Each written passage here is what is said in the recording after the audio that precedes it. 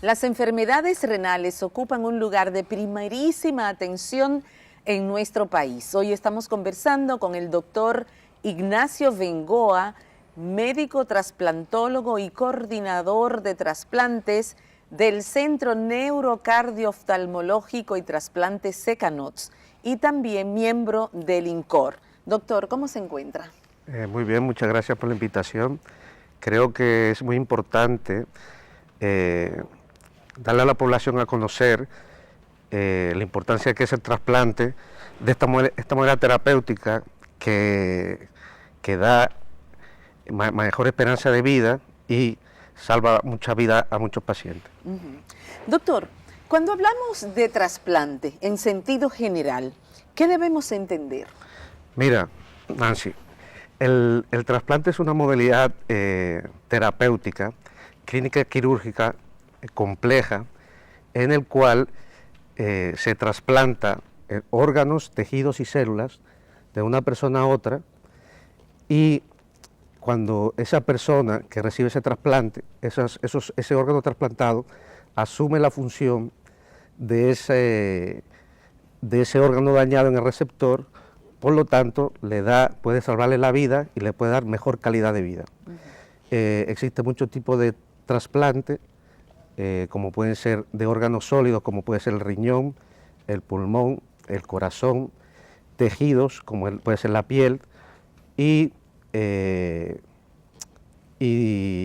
puede ser células como los trasplantes de médula ósea.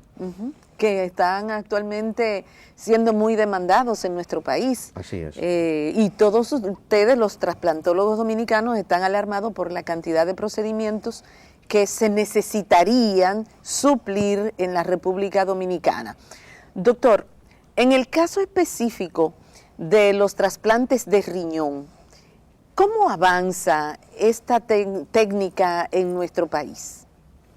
Mira, generalmente un paciente que va a recibir un trasplante de riñón, primero tiene que tener una enfermedad crónica terminal, que es la insuficiencia renal crónica terminal, en el cual este riñón pierde su función de eliminar las sustancias tóxicas del cuerpo y, por lo tanto, va a dar una sintomatología en el cual, como el riñón, su función es eliminar las toxinas del cuerpo, este individuo se va a intoxicar, por decir así, de esas sustancias, va a perder esa función también de controlar los líquidos, ese paciente se va a hinchar y también va a perder esa función hormonal, del cual el riñón produce la eritropoyetina, que es una hormona que estimula la médula ósea para producir glóbulos rojos, ese paciente se va a volver anémico, y todo eso va a dar unas manifestaciones clínicas, que eso es lo que llamamos insuficiencia renal. Entonces, cuando un paciente tiene insuficiencia renal terminal, este individuo debe o dializarse o trasplantarse. Entonces, el trasplante es una de las modalidades terapéuticas para esa enfermedad terminal, que es la insuficiencia renal crónica, que da mayor supervivencia y mejor calidad de vida. Doctor, cuando un paciente, ustedes ya le diagnostican la necesidad de ser trasplantado, ¿debe pasar por una etapa larga de esa enfermedad o puede ser una enfermedad que se le presente de repente o es todo un proceso? Mira, eso es muy importante. Yo como nefrólogo, la insuficiencia renal crónica generalmente da manifestaciones cuando la enfermedad está muy avanzada. Entonces, una forma de prevenirla es simplemente ir al médico, tu médico de cabecera o tu médico de confianza, que te hagan un control completo y que dentro de ese control hay una creatinina, que es la forma que valoramos la función renal, y si está elevada, pues mandarte un nefrólogo para que te estudie. También con un examen de orina, porque si, ejemplo, en la orina hay proteínas o hay sangre, eso también es sugerente de que hay un problema renal. Pero, en sentido general, los pacientes que tienen insuficiencia renal, cuando tienen sintomatología, es que ya clínicamente ese riñón ya casi su función es mínima. Entonces es una pena que te manden los pacientes en una situación tan grave, porque en verdad nuestra función como nefrólogo es prevenir que ese paciente llegue a ese grado de insuficiencia renal de forma tal de que hagamos un diagnóstico adecuado para tratar de frenar esa progresión y tratar de regresar a ese señor a esa función renal normal para evitar la hemodiálisis o el trasplante. Bueno, ¿y mediante qué procedimiento se pudiera frenar esa degradación crónica renal que pueda presentar una persona? ¿A través de cuáles mecanismos? Mira, en verdad, la insuficiencia renal crónica, esa enfermedad puede ser producida por muchas enfermedades. Entonces, número uno sería prevenir o mejorar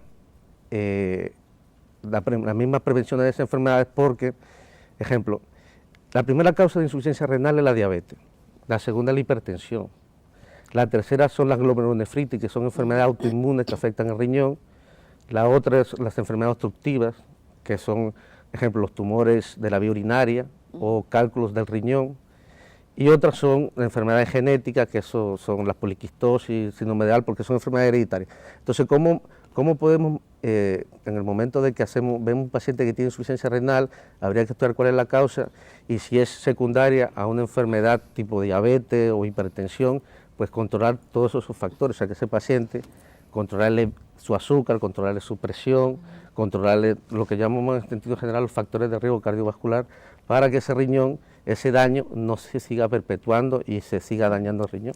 Indefectiblemente, el diabético, el hipertenso, ¿tiende a pasar por este proceso? Mira, las estadísticas dicen, ejemplo, que los diabéticos, un diabético debe pasar por lo menos 20 años y una diabetes mal controlada para que el riñón se le afecte. Por eso, a mí me impresiona mucho porque yo hice la especialidad en España y allá tenemos muchos pacientes que llegan en insuficiencia renal crónica, pero son muy añosos.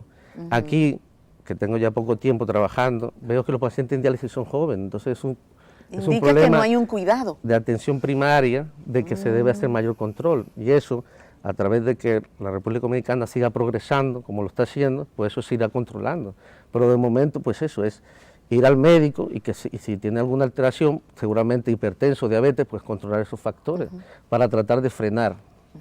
Doctor, y una persona joven, ¿verdad?, que esté en pleno desarrollo físico, ¿cuántas veces debería ir a hacer pipí?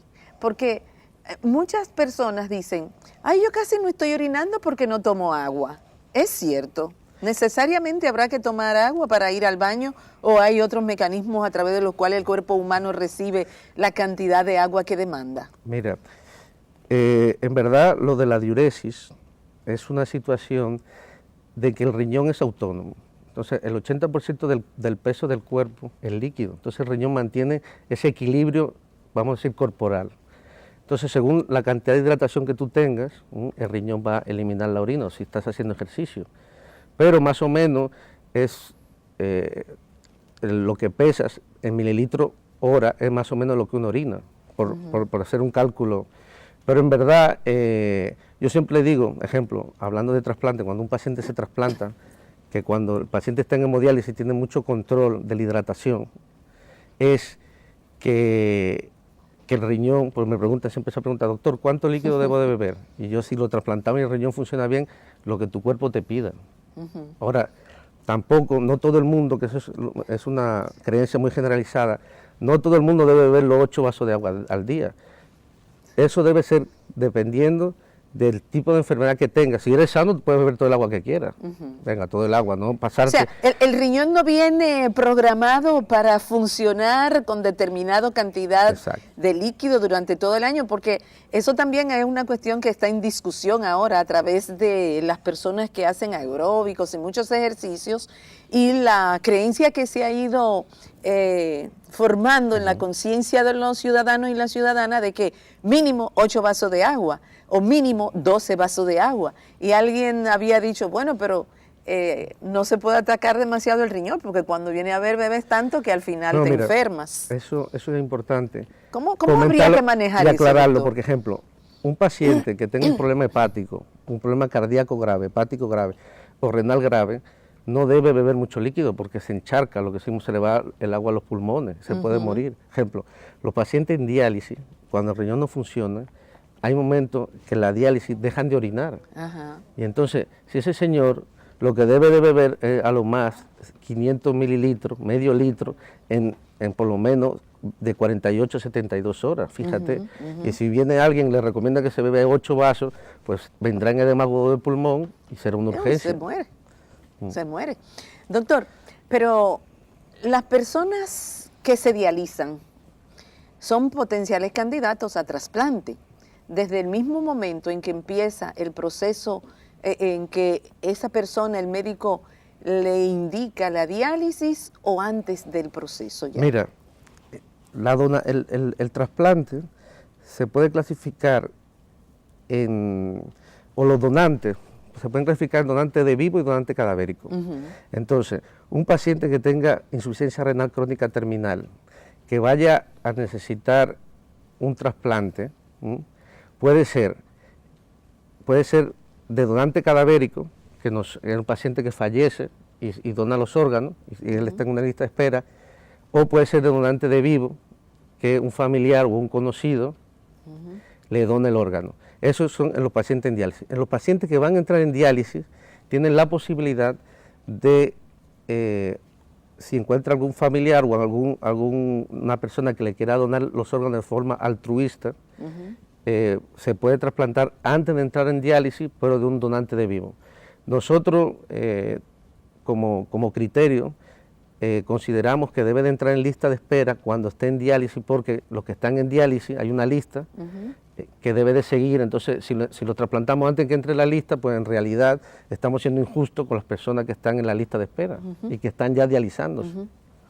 En la práctica, en el Centro Cardio-Neurooftalmológico y de Trasplante, ¿qué le determina a usted el momento en que es factible la donación de un órgano para trasplantar a una de estas personas que están en lista de espera? Mira, es que es un poco complicado. Generalmente, en la República Dominicana, el tipo de donante, estamos hablando de donación cadavérica, el tipo de donante generalmente es un paciente que fallece por un traumatismo craneoencefálico, un trauma craneal, o un accidente cerebrovascular, o una hemorragia intracraneana por un aneurisma. Ese señor que está en unidad de cuidado intensivo, se le hace el diagnóstico de muerte encefálica y a través de ventilación artificial y drogas se mantienen esos órganos perfundidos y se le solicita a los familiares la posibilidad de la donación para darle vida a otra persona. En el momento que ellos aceptan, entonces nosotros, la primera medida es el grupo sanguíneo.